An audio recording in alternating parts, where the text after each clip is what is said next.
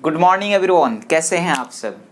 आइए, हम लोगों ने पिछला क्लास में कई सारे चैप्टर पर हम डिस्कस कर चुके हैं। आज हम एक नया चैप्टर स्टार्ट करने जा रहे हैं यूनिट 3 का।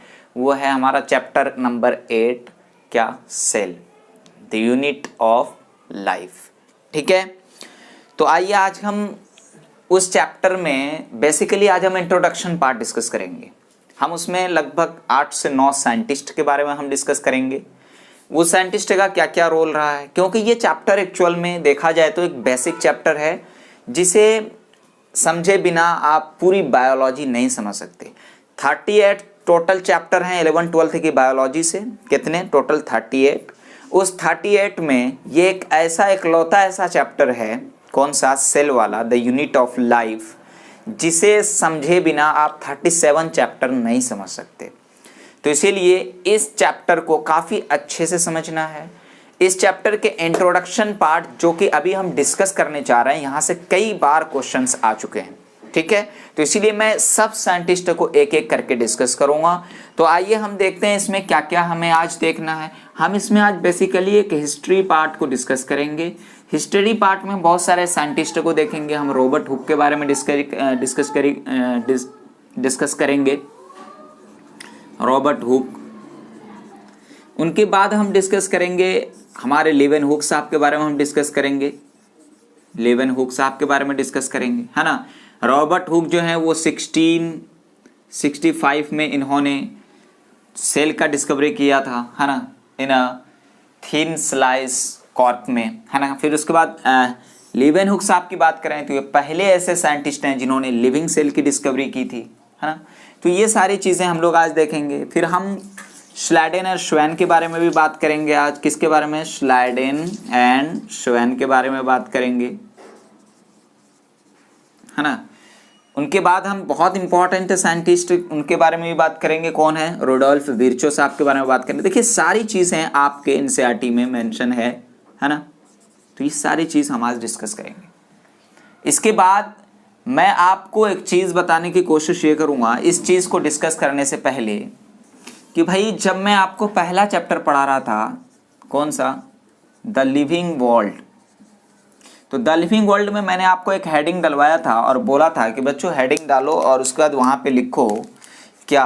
Characteristics of future living organisms, या कैरेक्टरिस्टिक्स या features of living organism, characteristics या फीचर्स ऑफ लिविंग ऑर्गेनिज्म। तो आपने पहला ग्रोथ लिखा था, दूसरा आपने रिप्रोडक्शन लिखा था, तीसरा आपने मेटाबॉलिज्म लिखा था और चौथा आपने सेलुलर ऑर्गेनाइजेशन लिखा था। जब मैं सेलुलर ऑर्गेनाइजेशन आपको पढ़ा रहा था वहीं पर, तो उसमें मैंने सेल के बारे में बहुत सारी चीज़ें बता रखा है आपको, बहुत सारी चीज़ें याद कीजिए। मैंने बोला था कि दुनिया में जितनी भी ऑर्गेनिज्म है वो सेल से मिलके बना हुआ है। मैंने आपको बोला था कि सेल जो है वो बेसिक यूनिट ऑफ लाइफ है। लाइफ का अगर कोई यूनिट पूछ ले तो बेसिक यूनिट लाइफ कौन होगा? हमारा सेल होगा। मैंने आपको बोला था हर लिविंग ऑर्गेनिज्म वो सेल से बना होता है। कुछ लिविंग ऑर्गेनिज्म सिंगल सेल का बना होता है जिसे हम यूनिसेलुलर बोलते हैं। कुछ जो होते हैं वो कैसे होते हैं? मल्टी सेल के बने होते हैं, बहुत सारे सेल को, उसको मल्टी सेलुलर बोलते हैं। ये सारी चीज़ें मैंने वहाँ पर ऑर्गेनाइजेशन भी आपको दिखाया था कि सेम टाइप के, सेम ऑरिजिन वाले, जो कि सेम कॉमन फंक्शंस परफॉर्म करते हैं, एक साथ एकोमुलेट होते हैं, एक साथ जब प्रेजेंट होते हैं तो टिश्यू का फॉर्म करता है। टिश्यू सिस्टम का, फिर ऑर्गन सिस्टम का, फिर जाकर के एक बॉडी का फॉर्मेशन होता है ना। तो ये सारी चीज़ें हम लोग पिछले क्लास में डिस्कस कर चुके हैं। तो आइए आज हम हेडिंग डालते हैं, वो होगा हमारा चैप्टर 8, कौन सा? सेल, यानी द यूनिट ऑफ लाइफ, यानी द यूनिट ऑफ लाइफ। ठीक है, आइए क्या होगा हमारा चैप्टर 8, ठीक है, द यूनिट ऑफ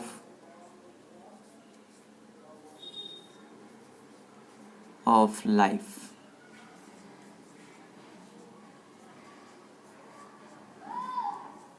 ठीक है, तो आइए सबसे पहले हम डिस्कस करते हैं हिस्ट्री वाला पार्ट को। आइए सबसे पहले हम हिस्ट्रिकल पार्ट देख लेते हैं, है ना। कुछ हिस्ट्री, कुछ साइंटिस्ट के बारे में, है ना, वो चीज़ हम लोग देख लेते हैं।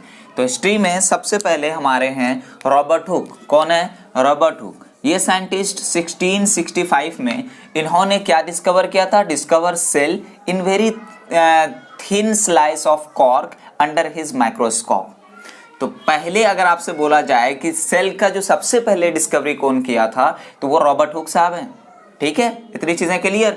नेक्स्ट इनकी एक बुक भी है, उनका नाम है माइक्रोग्राफिया। क्या नाम है उनका? Micrographia. He gave the term cellula, cellular term भी इन्होंने दिया। क्या क्या देख लिया हमने रॉबर्ट हुक के बारे में? इन्होंने क्या किया था? सेल का डिस्कवरी किया था इन very thin slice of cork. ठीक है, उसके बाद इनकी बुक का नाम भी याद रख सकते हैं, और दूसरा कि सेलुलर टर्म देने वाले भी यही हैं। दूसरे नंबर के साइंटिस्ट हैं हमारे हर्टविंग। हर्टविंग साइंटिस्ट, इन्होंने सेल टर्म दिया था। सेल टर्म किसने दिया? हर्टविंग साइंटिस्ट।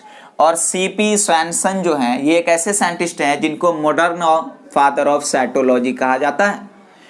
तो साइटोलॉजी क्या होता है? Study of cell. सेल की स्टडी को क्या बोलते हैं? साइटोलॉजी। तो मॉडर्न फादर ऑफ साइटोलॉजी अगर किसी पूछा जाए आपसे, तो कौन साइंटिस्ट आ जाएंगे? CP swan. नेक्स्ट आइए एंटन वॉन लीवनहुक। ये लीवनहुक के बारे में काफी इंपॉर्टेंट है, कई बार क्वेश्चन आ चुका है इनके बारे में। 1883 में इन्होंने फर्स्ट लिविंग सेल डिस्कवर किया था। He was first to see living cells like bacteria, protozoa, RBC, sperm, ETC, है ना। तो लिविंग सेल को फर्स्ट डिस्कवर करने वाले कौन? एंटन लीवनहुक। सेल डिस्कवर करने वाले कौन? Robert Hooke. क्लियर। और ये तो एयर भी याद रखना है, कई बार तो एयर ही पूछ लिए जाते हैं। और उसके बाद हर्टविंग जो है वो उन्होंने सेल टर्म दिया था। तीन चीज हमने अभी तक देख ली। अब मैं इनके बारे में बोलूं, एंटन लीवनहुक के बारे में, इनको फादर ऑफ माइक्रोस्कोपिक भी कहा जाता है, फादर ऑफ माइक्रोस्कोपिक। उनके बाद आ जाते हैं हमारे पास रॉबर्ट ब्राउन। साइंटिस्ट कौन आ जाते हैं? Robert brown. रॉबर्ट ब्राउन जो है, इन्होंने न्यूक्लियस का डिस्कवर किया था। याद रखिएगा, कंफ्यूज नहीं होइएगा, कौन सेल का डिस्कवर कर रहे हैं, कौन लिविंग सेल का डिस्कवर कर रहे हैं, और कौन न्यूक्लियस का डिस्कवर कर रहे हैं। आपको ये इजी लग रहा है, लेकिन जब यहां से क्वेश्चन बनेगा तो आपसे पूछा जाएगा, तो वहां पर ये तीनों चारों साइंटिस्ट ऑप्शन में दे देंगे, तब आप कंफ्यूज हो जाएंगे कि कौन साइंटिस्ट ने क्या डिस्कवर किया था।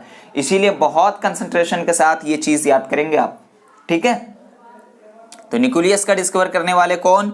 Robert Brown. साइटोलॉजी और सेल बायोलॉजी क्या होता है? बोलिए जरा। साइटोलॉजी मतलब study of cell structure, cell organelles के बारे में हम जब स्टडी करेंगे, सेल ऑर्गेनेल को हम रिकॉग्नाइज करेंगे, तो उसको हम क्या बोलेंगे? साइटोलॉजी।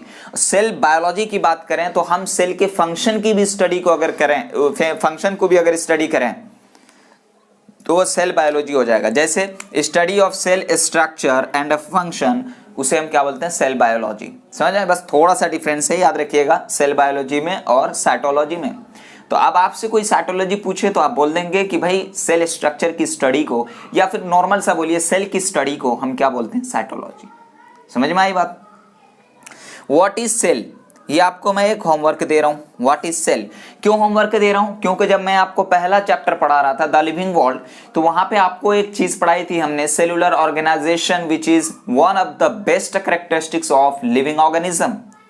तो वहां पे मैंने आपको सेल के बारे में बहुत सारी चीजें बताई थी, इसीलिए मैं आपको सेल का होमवर्क दे रहा हूं। हिंट्स दे दीजिए सर। कुछ नहीं, बहुत ईजी है। याद कीजिए, सेल को मैंने बेसिक यूनिट ऑफ लाइफ बोला था। याद कीजिए, मैंने बोला था कि एक यूनिसेलुलर ऑर्गेनिज्म भी कैपेबल होता है अपने लाइफ का इंडिपेंडेंट एग्जिस्ट करने के लिए, हर फंक्शन को परफॉर्म करने के लिए। याद कीजिए, मैंने आपको कहा था कुछ सेल जो है वो एक सेल से बना होता है यूनिसेलुलर, कुछ है मल्टी सेलुलर, जैसे हम लोग, है ना, बहुत सारे सेल से बने होते हैं। तो कुछ चीजें हमने वहां बताई थी और बता भी दिया मैंने, तो अब क्या रहा होमवर्क? कुछ भी नहीं रहा। फिर भी आप यहाँ पर 2-3 पॉइंट आप अपने हिसाब से बहुत अच्छा सा अपनी राइटिंग में आप लिख लेंगे। ठीक है, नेक्स्ट आ जाते हैं 6 नंबर पे, हम आ जाते हैं श्लाइडेन एंड श्वेन। कौन? श्लाइडेन एंड श्वेन साइंटिस्ट के बारे में। मैथियास श्लाइडेन और श्वेन के बारे में मैं आपको बता दूं, ये दोनों बहुत इंपॉर्टेंट साइंटिस्ट हैं। ये दोनों ने हमें सेल थ्योरी फॉर्मुलेटेड किया था। सेल थ्योरी बताने वाले कौन है ये? हाँ, बड़े बाद में उस सेल थ्योरी में मॉडिफिकेशन हुआ विद द हेल्प ऑफ ये वाले साइंटिस्ट रुडोल्फ विर्चो। वो कैसे, अभी मैं आपको बताऊंगा। श्लाइडेन की बात करूं तो भाई सबसे पहला इंपॉर्टेंट चीज ये है कि इन्होंने कब बताया था, इन्होंने कब काम किया था? 1838 में। और श्वेन के बारे में बताऊं तो इन्होंने 1839, मतलब जस्ट 1 साल बाद, ये श्लाडन साहब जर्मन के थे और ये बोटनिस्ट थे। What is botany? प्लांट की स्टडी, प्लांट के बारे में जो साइंटिस्ट जिस पर रिसर्च करते हैं प्लांट पर, उनको बोटनिस्ट कहा जाता है। ठीक है, तो जैसे बोलते हैं ना, क्या कार्डियोलॉजिस्ट बोलते हैं, ऐसे डॉक्टर जो हार्ट सर्जरी के लिए काफ़ी इंपॉर्टेंट हो, हार्ट सर्जरी के लिए रिस्पॉन्सिबल हो, उसको कार्डियोलॉजिस्ट कहा जाता है। तो वैसे ही ऐसे साइंटिस्ट थे ये जो प्लांट के ऊपर रिसर्च किया था, उनको क्या बोला गया? बोटनिस्ट। और ये कहाँ के थे? जर्मनी के। काफ़ी इंपॉर्टेंट है, क्वेश्चन में इनकी जगह पूछ लिए जाते हैं कभी कभी, तो इसलिए बहुत इंपॉर्टेंट है। श्लाडेन साहब 1838 में जर्मन बोटेनिस्ट साइंटिस्ट हैं। इन्होंने क्या किया था कि large number of plant cell को एग्जामिन किया था। Examine a large number of plant cell. After examine of large number of plant cell, उन्होंने ऑब्जर्व किया that all plants are composed of different kinds of cells. तो हर plants क्या हैं? अलग अलग तरह के सेल से बने हुए हैं। जैसे which form the tissues of plant kingdom, जो कि आगे चल के टिश्यूज का फॉर्मेशन करता है। तो ये चीज तो हमें पता है, टिश्यूज क्या होता है भाई, कि एक सिमिलर ऑरिजिन वाले या कॉमन ऑरिजिन वाले जो कि सेम फंक्शन करते हो, वैसे सेल अगर ग्रुप में अरेंज्ड हो सारे के सारे, तो वो टिश्यू का फॉर्मेशन करता है। ये चीजें हमें इतनी चीज पता है ना। नेक्स्ट, अभी हम कुछ दिन पहले अभी हम ये भी पढ़ चुके हैं। नेक्स्ट एक साइंटिस्ट श्वेन के बारे में, ये ब्रिटिश साइंटिस्ट हैं और इनको जूलॉजिस्ट कहा जाता है। मतलब एनिमल्स के बारे में इन्होंने क्या किया था? रिसर्च किया था एनिमल्स के ऊपर, तो उनको जूलॉजिस्ट कहा जाता है।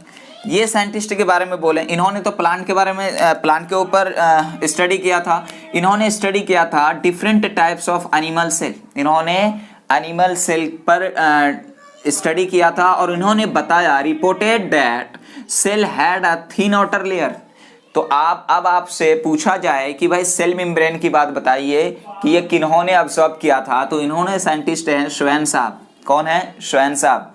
इन्होंने क्या बोला कि हर सेल के ऊपर उन्होंने एक आउटर लेयर देखा। उन्होंने बोला कि टुडे नोन एज, उन्हीं को ही हम आज बोलते हैं सेल मेम्ब्रेन या फिर प्लाज्मा मेम्ब्रेन। सीएम और पीएम भी बोलते हैं। पीएम बोले तो प्लाज्मा मेम्ब्रेन और सीएम बोले तो सेल मेम्ब्रेन। प्रधान, प्राइम मिनिस्टर और चीफ मिनिस्टर नहीं। ठीक है। अच्छा, ये साइंटिस्ट की एक बात ये थी, इन्होंने एनिमल सेल्स के डिफरेंट सेल पर तो डिस्कवरी किया ही किया, स्टडी किया ही किया। इनके बाद भी ये आए एक प्लांट टिश्यू पर रिसर्च करने, तो इन्होंने स्टडी किया ऑल्सो ऑन प्लांट टिश्यू। जब इन्होंने प्लांट टिश्यू पर डिस्कवर किया तो इन्होंने क्या देखा कि हमने जो एनिमल सेल पर डिस्कवर किया था और प्लांट पर किया, इसमें डिफरेंस इनको दिख गया। वो ये कि एनिमल सेल के पास एक आउटर कवरिंग लेयर नहीं थी जो कि प्लांट सेल में था। प्लांट सेल में क्या था बोलिए जरा? Cell wall. और एनिमल सेल में इसको ऐसा नहीं दिखा। तो उन्होंने बोला कि भाई सेल वॉल जो है ये प्लांट का एक यूनिक कैरेक्टरिस्टिक्स फीचर है। तो वही चीज है। He said presence of cell wall, very important, presence of cell wall is unique characters of plant cell। समझ में आई बात? अब एक चीज समझिए, दोनों साइंटिस्ट एक प्लांट पर डिस्कवरी कर रहे हैं, स्टडी कर रहे हैं, और एक एनिमल सेल पर स्टडी कर रहे हैं। दोनों ने मिलकर अपना अपना रिजल्ट निकाला, इन्होंने भी दिया, और दोनों ने मिलकर के एक थ्योरी दिया, एक हाइपोथेसिस दिया। वो देखिए मैं बोल रहा हूँ कि भाई ये श्वेन साहब और श्लाडेन साहब, इन्होंने हाइपोथेसिस प्रपोज किया, हाइपोथेसिस दिया। वो कौन सा था? Cell theory. क्या? Cell theory. समझ में आई बात? क्या बोला उन्होंने ये बोला कि bodies of plants and animals are composed of cells या प्रोडक्ट ऑफ सेल्स। इन्होंने ये चीज तो बता दी, बट इन्होंने ये एक्सप्लेन नहीं किया कि नया सेल बनता कैसे है। Did not explain how new cell were formed, कैसे बना है न्यू सेल। इन्होंने ये चीज नहीं बताया। तो बट वही चीज है, इन्होंने तो बता दिया कि हर प्लांट और एनिमल का बॉडी जो है वो सेल से और सेल के प्रोडक्ट से बना हुआ है। लेकिन उन्होंने बट डिड नॉट एक्सप्लेन क्या? How new cell were formed, new cell कैसे बनते हैं, या न्यू सेल जो बने हैं वो कैसे बने हैं, ये चीज इन्होंने नहीं बताया। ठीक है। अकॉर्डिंग टू हिम, इनके हिसाब से इनका कहना ये था कि जो न्यू सेल बनते हैं वो एबायोटिक मटेरियल से बनते हैं, यानी डी नेवो फॉर्म से बनते हैं। तो वही चीजें, according to him cells are formed de novo यानी फ्रॉम एबायोटिक मटेरियल, जो कि गलत था। इनके बाद एक साइंटिस्ट आए 1855 में, मतलब इनके 16 साल बाद एक साइंटिस्ट आए, 16 साल नहीं, 16 साल, हाँ 16 साल बाद एक साइंटिस्ट आए, उनका नाम था रेडोल्फ विर्चो। बहुत इंपॉर्टेंट साइंटिस्ट हैं रेडोल्फ विर्चो। साइंटिस्ट साहब ने क्या बोला कि new cells are formed from pre existing cell, और यही चीज इन्होंने काफी इंपॉर्टेंट बताई और ये सारी दुनिया इस बात को कबूल की। जैसे कि कोई भी सेल बनेगा वो अपने पुराने सेल के डिवीजन से ही बनेगा, हमारा भी दिमाग इस बात को कबूल कर रहा है ना। तो उन्होंने क्या बोला, new cells are formed from pre existing cell, और एक टर्म उन्होंने दिया वो है ओमनीसेलुला ई सेलुला। ओमनीसेलुला ई सेलुला का मतलब ये है कि हर एक नया सेल जो है वो अपने पुराने सेल से डिवीजन होने के बाद ही बनते हैं। समझ में आई बात। फिर उनके बाद जो इनका हाइपोथेसिस था उनमें इन्होंने कुछ मॉडिफिकेशन किया, तो he modified the hypothesis of Schleiden and Schwann. Schleiden और श्वेन साहब की जो यहाँ पे बातें थी वो क्या थी, वो सही नहीं थी, तो फिर उन्होंने उसमें मॉडिफाइड किया और 2 लाइन उन्होंने बहुत प्यारी सी बोली। क्या बोला उन्होंने, all living organisms are composed of cell and product of cell. Next line बोला कि all cells arises from pre existing cell. समझ में आई बात। तो ये कुछ साइंटिस्ट के बारे में डिस्कवरी था, साइंटिस्ट के बारे में स्टडी थी, एक हिस्ट्रिकल पार्ट था। क्या क्या देख लिया 1 मिनट में और देख लीजिए। रॉबर्ट हुक वो 1665 में उन्होंने सेल का डिस्कवरी किया था, किसमें भाई, इन very thin slice of cork. समझ में आई बात, अंडर हिज माइक्रोस्कोप। इनकी बुक माइक्रोग्राफिया, और उन्होंने सेलुलर टर्म भी दिया था।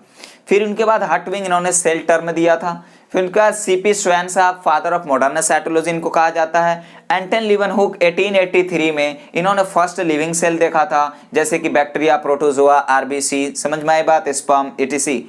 इनको फादर ऑफ माइक्रोस्कोपी भी कहा जाता है। रॉबर्ट ब्राउन की बात करें, इन्होंने न्यूक्लियस का डिस्कवर किया था। और cytology, cell biology, cytology study of cell structure, और cell biology study of cell structure and functions, उसे हम सेल बायोलॉजी बोलते हैं।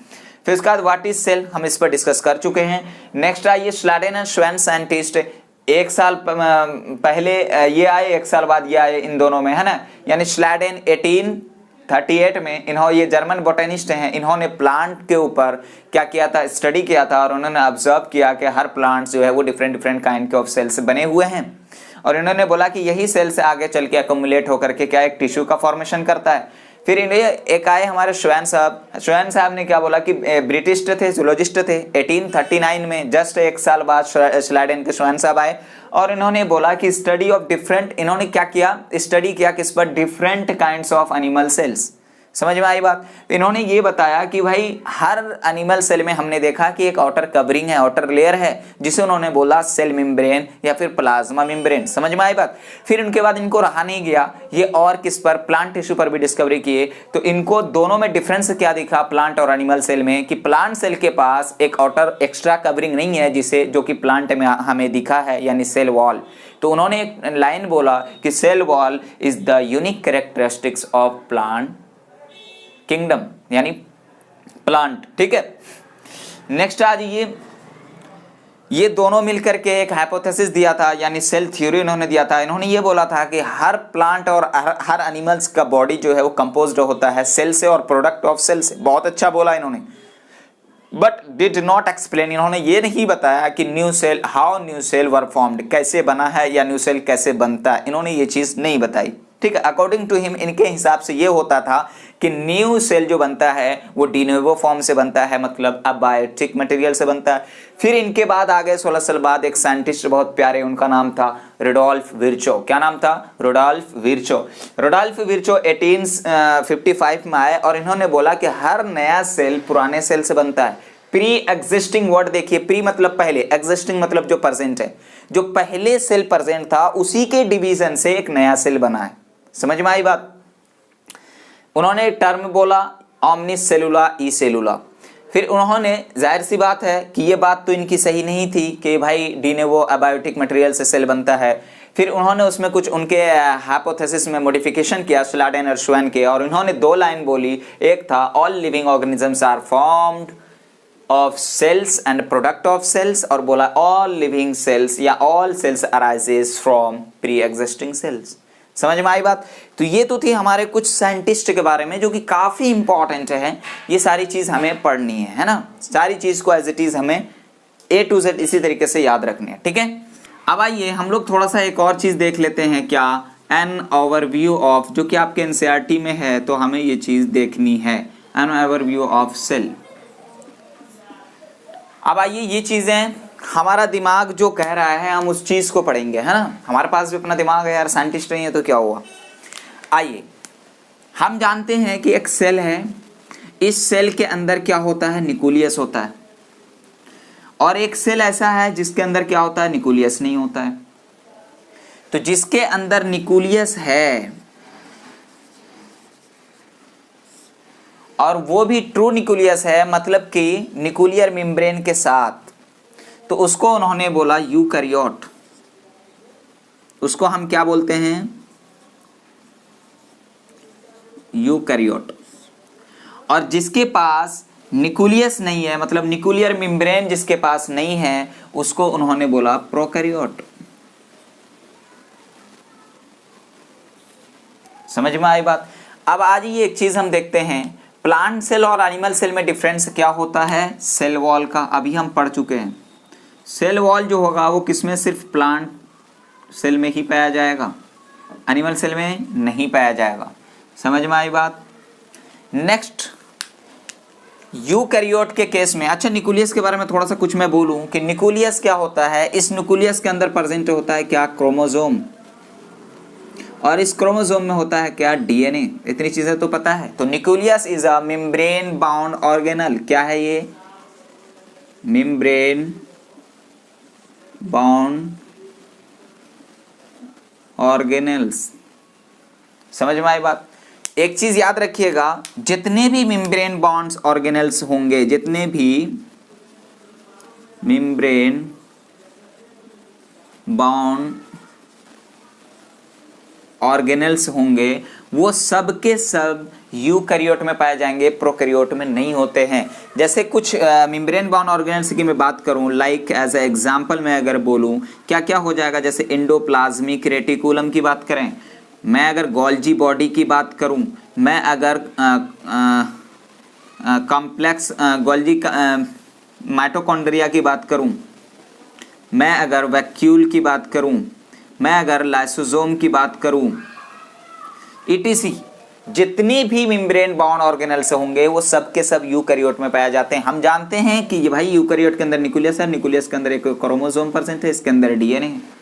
इसके दो कंपार्टमेंट हैं, एक कंपार्टमेंट है साइटोप्लाज्म वाला, एक कंपार्टमेंट है न्यूक्लियस वाला, ठीक है। और प्रोकैरियोट के केस में एक ही कंपार्टमेंट होता है, और इसमें जेनेटिक मटेरियल जो प्रेजेंट होता है वो एक नेकेड फॉर्म में प्रेजेंट होता है। नेकेड फॉर्म में मतलब कि इसके पास कोई भी कवरिंग नहीं है, तो naked DNA present in prokaryote. समझ में आई बात। अब एक चीज मैं थोड़ा सा आपको बता दूं कि हमारे पास जो नॉन मेम्ब्रेन बाउंड ऑर्गेनल्स हैं वो कौन कौन है, एक तो राइबोसोम है और दूसरा है सेंट्रियोल। समझ में आई बात। राइबोसोम जो होता है वो राइबोसोम दोनों में पाए जाते हैं, राइबोसोम प्रोकैरियोट में भी और यूकैरियोट में भी। समझ में आई बात। तो राइबोसोम है क्या, एक ऐसा ऑर्गेनल है जिसके पास मेम्ब्रेन नहीं होता, मतलब नॉन मेम्ब्रेन बाउंड ऑर्गेनल है ये, ठीक है। फिर सेंट्रियोल की बात करें तो बच्चों ये सेंट्रियोल जो होता है, ये सेंट्रियोल सिर्फ और सिर्फ यूकैरियोट में पाया जाता है, वो भी एनिमल सेल में पाया जाता है। जब सेल डिवीजन होता है तो ये हेल्प करता है सेल डिवीजन में, कौन, सेंट्रियोल। समझ में आई बात। तो ये तो थे हमारे कुछ एक ओवरव्यू, ठीक है। क्या क्या हमने देख लिया, सबसे पहले कि भाई दुनिया में दो टाइप के सेल हैं, एक ऐसा सेल जिसके अंदर न्यूक्लियस है, एक ऐसा सेल जिसके अंदर न्यूक्लियर मेम्ब्रेन यानी न्यूक्लियस नहीं है। आप एक लैंग्वेज और बोल सकते हो, जिस सेल के पास well defined well developed nucleus होगा उसे हम यूकैरियोट बोल रहे हैं, जिसके पास वेल डिफाइंड न्यूक्लियर मेम्ब्रेन या न्यूक्लियस नहीं होगा उसे हम प्रोकैरियोट बोल रहे हैं। तो यूकैरियोट के केस में दो कंपार्टमेंट हमें दिखता है, एक साइटोप्लाज्म और एक क्या बोलिए जरा, न्यूक्लियस। अच्छा, साइटोप्लाज्म क्या है? साइटोप्लाज्म क्या है ये भी आपके एनसीईआरटी में बोले जा रहे हैं बहुत अच्छे तरीके से कि साइटोप्लाज्म जो है वो कुछ भी नहीं है, वो क्या है? सेमी फ्लूइड मैट्रिक्स है, semi fluid matrix called cytoplasm. और ये मेन एरिना होता है, जितनी भी सेल के फंक्शंस होते हैं वो कहाँ होता है? साइटोप्लाज्म, इसलिए इसको मेन एरिना भी बोला जाता है। समझ में आई बात? फिर उसके बाद हमने देखा भाई न्यूक्लियस जो है, जाहिर सी बात है न्यूक्लियर मेम्ब्रेन प्रेजेंट है, इसलिए यहाँ पे इसके अंदर क्रोमोसोम होता है, उसके अंदर डीएनए है, ये मेम्ब्रेन बाउंड ऑर्गेनेल्स हैं। All membrane bound organelles found in the eukaryotic cell, prokaryote में नहीं होगा मेम्ब्रेन बाउंड ऑर्गेनेल्स। क्लियर है? फिर मैंने बोला कि राइबोसोम जो कि नॉन मेम्ब्रेन बाउंड ऑर्गेनेल्स है वो दोनों में होते हैं, किसमें? प्रोकैरियोट में भी और यूकैरियोट में भी। आप याद करेंगे जब आप 12th में पहुंचेंगे तो वहां पर जब आपको मैं ट्रांसलेशन वगैरह पढ़ाऊंगा तो वहां पे बहुत इंपॉर्टेंट रोल होता है किसका? राइबोसोम का। तो राइबोसोम जब वहां पे प्रोटीन बन रहा होता है तो वहां पे राइबोसोम ही वो सारा काम करवा रहा होता है। ठीक है? तो राइबोसोम यूकैरियोट और प्रोकैरियोट दोनों में वहां पे करवा रहा होता है काम, क्या? Protein synthesis. खैर वो बात की बात है। फिर मैंने सेंट्रियोल की बात की, तो एक एनिमल सेल में सेंट्रियोल प्रेजेंट होता है, ये भी नॉन मेम्ब्रेन बाउंड ऑर्गेनेल्स है, और ये सेल डिवाइज जब सेल डिवीजन करता है उस वक्त ये हेल्प करता है। ठीक है? तो इतनी चीजें हम लोगों ने इसके बारे में देखी है। अब आइए थोड़ा सा हम लोग देखते हैं किसके बारे में, बोलिए जरा। अब हम लोग थोड़ा सा देख लेते हैं कि भाई सेल के पास जो होते हैं बहुत अलग अलग टाइप के साइज होते हैं उसके, और उसके बाद क्या होते हैं उसके पास? अलग अलग टाइप के शेप्स होते हैं, है ना? तो वो चीजें हम लोग अब देख लेते हैं। तो मैं इसको थोड़ा रफ करूं अगर आपकी इजाजत हो तो। यस सर, रफ कर दीजिए, तो नोट डाउन कर लें।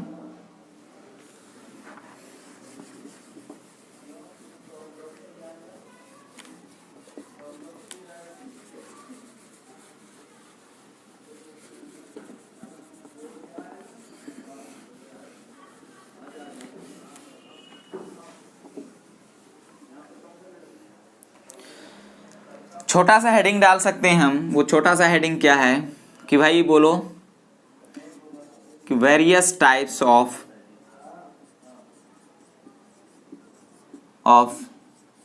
Cell size and shape. पहले हम सेल साइज की बात करें, सेल साइज की बात करें। सेल साइज में हम लोग आ जाते हैं, इस दुनिया में एक ऐसा सेल है जो कि माइकोप्लाज्म की बात करूं तो माइकोप्लाज्म जो होता है हमारा पहला,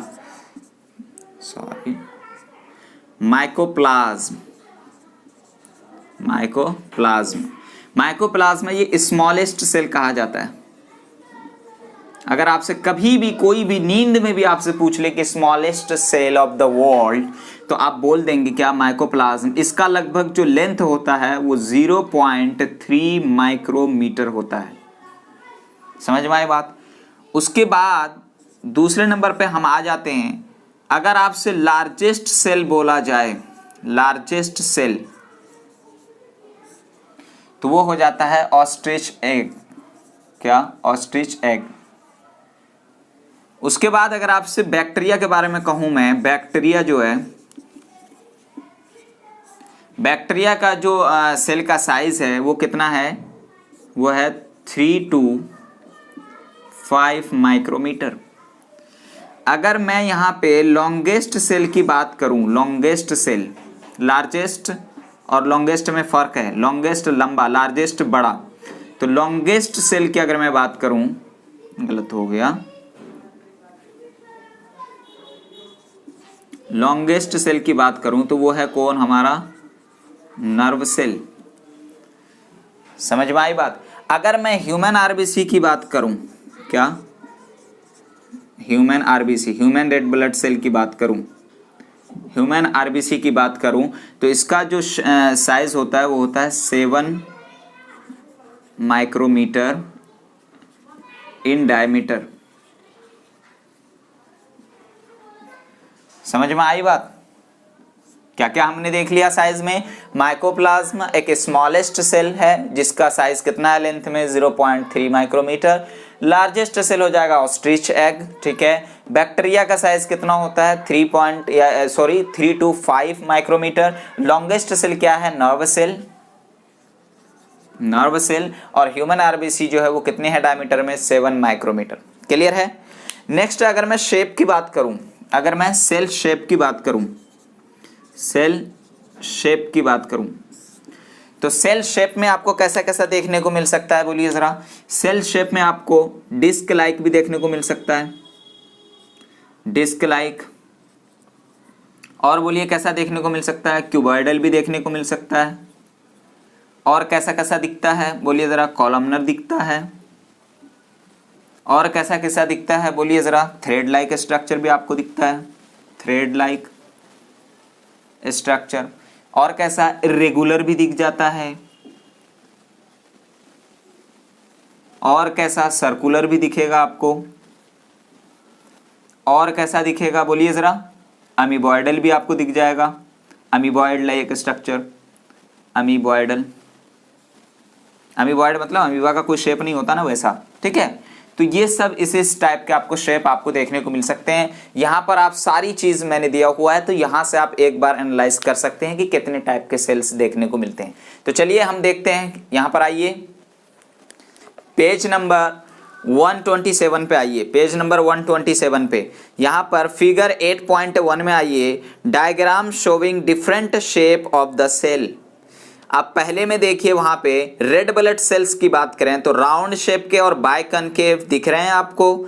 फिर उसके बाद व्हाइट ब्लड सेल की बात करें तो अमीबॉयड शेप। और उसके बाद वहां पे कॉलमनर एपिथेलियल सेल की बात करें जो कि हम अभी पढ़ के आ चुके हैं, है ना, पिछला चैप्टर में, तो उसको long and narrow like structure हमें दिख रहा है। फिर उसके बाद नर्व सेल देखिए ब्रांच्ड एंड लॉन्ग होता है ना। उसके बाद ट्रैकिड की बात करें तो इलोंगेटेड होता है। और मेसोफिल सेल की बात करें तो राउंड एंड ओवल होता है। तो ये सारी चीज़ें आप यहाँ पे देख सकते हैं शेप में। और मैं तो थोड़ा सा रेफर ये करूँगा कि जब आप ये नोट्स बनाएंगे, नोट्स से तो बना रहे हैं ना आप, हर एक चैप्टर का नोट्स बना रहे होंगे मुझे उम्मीद है। जब आप नोट्स बनाएंगे तो प्लीज़ वहाँ पे ये डायग्राम आप ज़रूर मेंशन करें।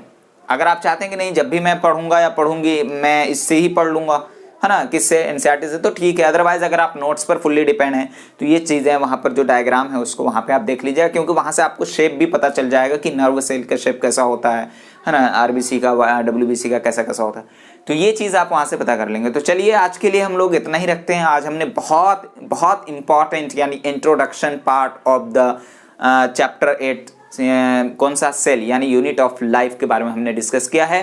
हम अगले क्लास में मिलेंगे एक नए टॉपिक के साथ, है ना। जब तक के लिए बाय।